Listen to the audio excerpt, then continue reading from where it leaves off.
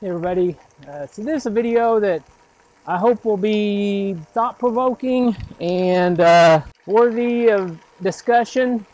I don't know, I'd like to hear other people's opinions on this, but basically this is my top 10 pet peeves that I see, I guess, coming from other bike mechanics. I don't know how else to say it, but this is something I've been wanting to make this video for a pretty long time, and it's just I just didn't want to come off as some kind of pretentious know-it-all. I don't know. I'm just wanted to talk about a few things that just, I don't know, for whatever reason, they just bug me. Okay, so number one on the list is, and this first thing kind of encompasses all the topics on this top 10 list, but anyway, it's more of a mindset that I see a lot in the bike industry. You know, it can come from guys that may be internet forum guys that don't like bike shops, or it can come from a guy that's worked in the bike industry for, I don't know, 3 to 5 years, been to a few schools and whatnot, or it could come from lifers that have been doing it for 20, 30 years and kind of set in their ways maybe. But okay, so the thing is, it's working, I don't know, kind of like a robot, where you kind of lose your sort of the thought process of thinking outside the box sometimes, or remaining just curious about things in general. Sometimes guys will get really set in their ways and come up with a process of doing something, and it's like, this is the way you do it, there's no other way. Rather than, I don't know, kind of looking at possible other ways that might be better than your current way. I don't know. That's how I always try to look at it. You know, it's kind of a continuous learning or continuous improvement. If you're a mechanic, it doesn't matter how long you've been doing it. There's always new things that come about. So there's, a lot of mechanics that are older guys that, something new comes out, hydraulic brakes or disc brakes, whatever, electronic shifting, or any bottom bracket that's different than the square taper, that there was nothing wrong with the old way. This is, it's just kind of getting stuck in that thought rut where you don't want to, you're just kind of unable to change your processes or learn new and better ways for any system. None of these systems they may eventually go away, but 10 years from now, you're still going to have to work on them. So this is how it's done, period. So it's kind of just getting jaded and losing that curiosity to discover new ways of potentially doing something. I don't know. So that's number one. Number two and three are kind of self-intertwined there, but it's the process of wrapping drop bars. So the first thing is, when you initially start wrapping the bars, there's two ways you can start. You can either just butt the end of the tape with the end of the handlebar, what I call the flush mount style, and just wrap up from there, stick your plug in. Or you can start by overlapping the tape off the edge of the bar, wrap it, tuck it in, tuck the plug in. That tucking the plug in is the way I prefer, for 3 reasons. It keeps the plug, just stays in better. Sometimes guys will do the flush mount method and they'll wrap tape or whatever around the plug to hold it in, but it always seems like it just comes out easier. Number 2 is that the tape seems to not, when you're really getting on it, pulling on the bars and whatnot, the tape's not going to have a tendency to come unraveled as easy. And then the third is just, it creates a rounded edge to, if you get into a mishap, smack your leg into it, it's not going to be a super sharp edge. And so, yeah, that's number 2. And then kind of you know, wrapping bars in general is kind of a personal thing. But as long as it's tight, it doesn't, and it looks good, to me the rest doesn't really make that big of a deal. But then the big deal is number 3, when you get to the end, and the method of putting your finishing tape on the bar to seal it off. You know, the way the tape's cut itself, the handlebar tape, and then the finishing tape, you know, when it's not cut the right angle, you got like 3 inches or 2 inches of just this mess of electrical tape holding it down. It just looks bad. Doesn't take any longer to do it the right way. So yeah, that's that one. Okay, so number 4 and 5 are related as well, and that's number 4 is just either brake or shift cable housing or hydraulic hose, and the length that they're cut on the bike, I guess. So I don't know, I see a lot of bikes that are built from maybe other shops or other just do-it-yourselfers at home, and it's having those cables that are super long,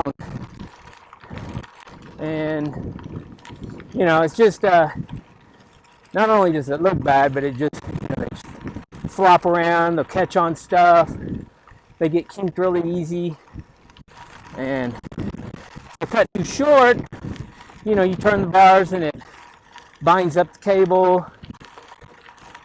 You know, you're gonna run into all kinds of problems from that alone. But that's number 4. Number 5 is on a brake, mechanical brake, or a mechanical derailleur, is having that the little wire where it runs off the pinch bolt there. You put a cap on it, is having that tape or that cable that's 3 or 4 inches long or whatever.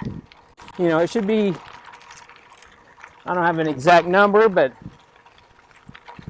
around 40 millimeters or so.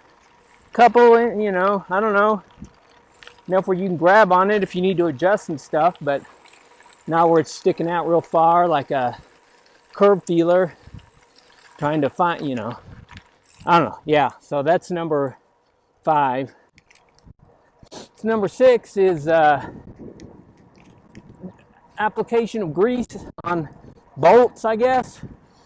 I think most of the time all bolts need to have some kind of grease or anti-seize or whatever, for whatever materials you're working with. So see those get neglected, you know, seat binder bolts, things like that are chrome plated. You're just gonna, super easy to strip out if there's no grease on the threads. And then it's putting grease on stuff that, in my opinion, doesn't need to be greased, like free hub bodies. I don't know, it just seems like it on a aluminum free hub, it just, those cogs can just dig in, and honestly just kind of facilitates those cogs digging in. But I don't know, that's just one example.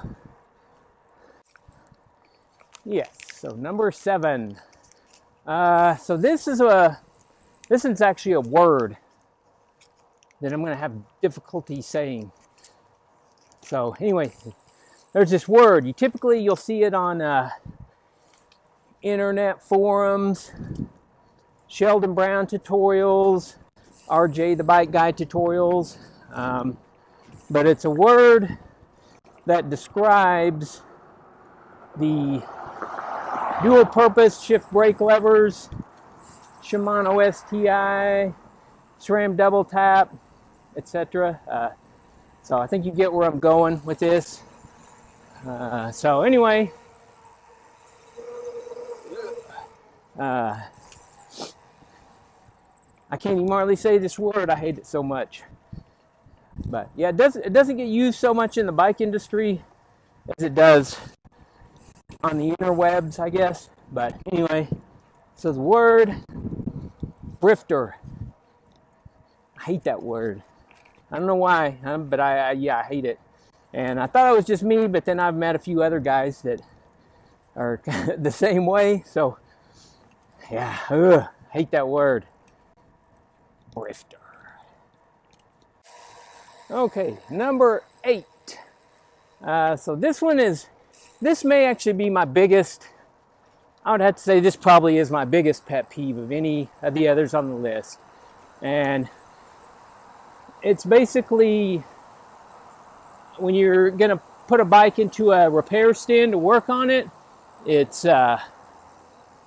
essentially clamping the bike from the top tube of the frame, or maybe the seat tube of the frame, rather than clamping it to the seat post. There's a variety of reasons. Sometimes you got lights or bags or whatever, so it's just quicker and easier just to lock it in on the top tube.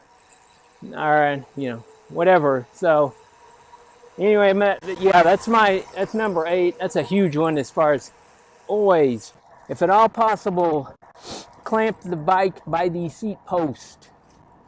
I mean, there's really no, and I can sit there and say don't do it. If you're a guy watching this, you work on your own stuff at home and you put it in the seat post, you never had an issue, then whatever, keep doing it. I'm not gonna try to tell you what you're doing's wrong. I guess my biggest, I just don't like seeing it at the places where I work.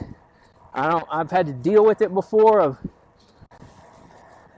super nice bike, Columbus tubing decals get all marred up and broken apart because somebody clamped it in on the top, on the frame there. So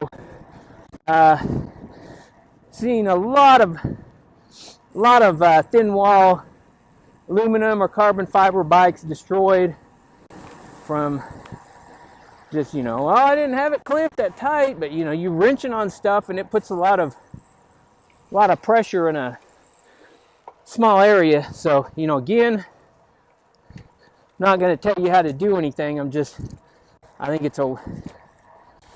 it's wrong. And I guess my biggest issue though is guys on, that are doing tutorials and stuff on YouTube, and they just, I don't know that they don't know any better. They haven't ruined a frame yet. There's a difference between kind of working on your own stuff, or, never having worked in a high production shop where stuff gets messed up, or you see things that are messed up. A lot of different angles on different bikes and such. But yeah, it bugs me when I see tutorials on something and, maybe something totally unrelated to the clamping the bike in, but that's how the bike's in the repair stand. And I think it's can potentially set a bad example for somebody wanting to learn. Somebody just getting into working on bikes, want to work on their own bike or whatever, and see this video and, oh, that's how you put it in the stand. It never gets mentioned, but what should get mentioned is that if you're gonna put it in the stand, there's a pretty decent chance you're gonna screw up your nice frame there. So yeah, I don't know. That's number 8. Number 9. So number 9's not a huge deal if you're just your home mechanic or whatever. You're gonna have a different set of priorities than me. I'm working a bike shop that's do a lot of repairs, got a lot of stuff promised out, so you got to kind of work at a fast and efficient pace. So this thing is like when somebody's lubing a bike chain, putting your chain lubricant on the chain is just dripping it on one roller at a time.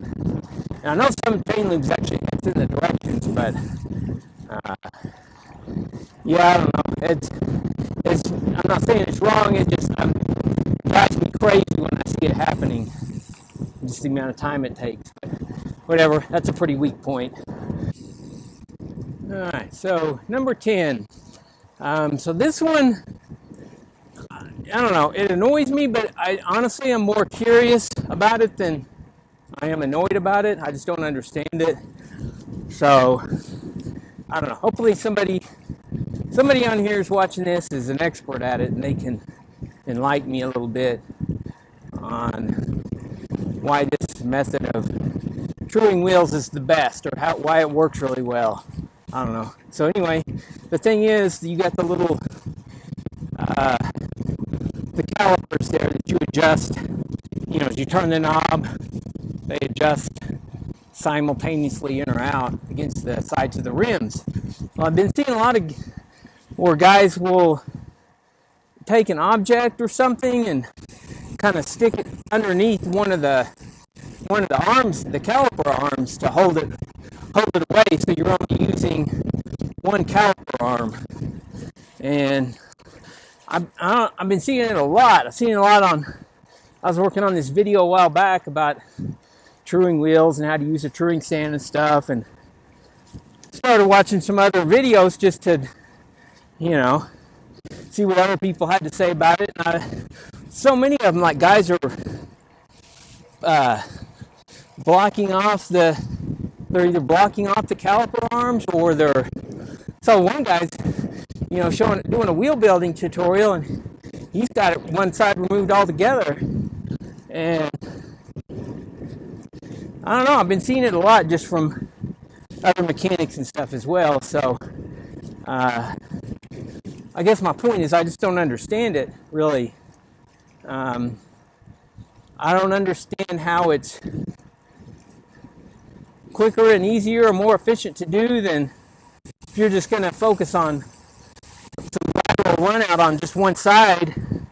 Why it's not easier just to do it in the, I don't know, in the bike frame or whatever. Or, I don't know. I guess it's like, what, you know, how are you going to gauge where your center point is on the wheel, you know? So if you have both, you can kind of work in, you know, well, granted your truing stand's aligned carefully or aligned correctly, but it's this, you know, it's like kind of being able to focus somewhat on the dish, you know, the center of your rim, and then also the your lateral run out simultaneously. So I don't know. Yeah, to me it just seems like you know, when you're aiming a gun, you know, you've got the two things in the back and then the center point where you can line it up, you know. So I don't know. I've asked some guys, and you know, kind of the answer was, well, the other side's kind of a distraction. So yeah, I don't know. I'm just curious. I don't like that method, so, but I don't know. I want to know more about it. So yeah, I mean, I don't know. Kind of one way I like to do it is just laying a spoke wrench on top of the one of the chain stays, and you can kind of just use that as a gauge. But I don't know. Love to hear some other ideas and whatnot. But anyway, yeah, that's I'll go ahead and say rant over. Hopefully this video was discussion worthy, and if you have some of your own things that bother you, I'd love to hear about them, or you want to talk about any of these others, discuss them, whatever. So anyway, yeah, it's gonna do it for this video, and thanks for watching.